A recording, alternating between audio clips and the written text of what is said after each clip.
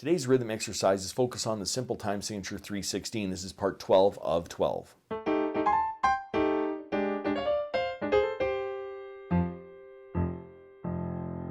Welcome to my studio, Bach To Basics. This channel is where you can find videos to further your music studies. Now, while I see how long it takes me to knit a car cover, let's read some rhythms.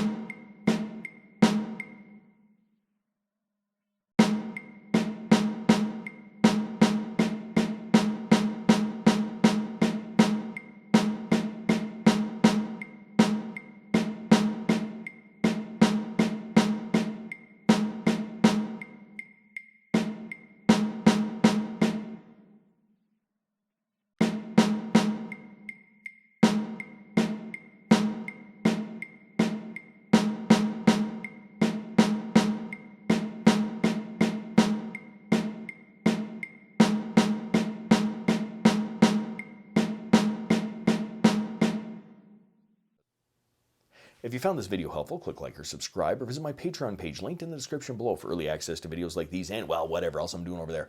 Thanks for watching. I'm just a music teacher having fun. Catch you on the next one.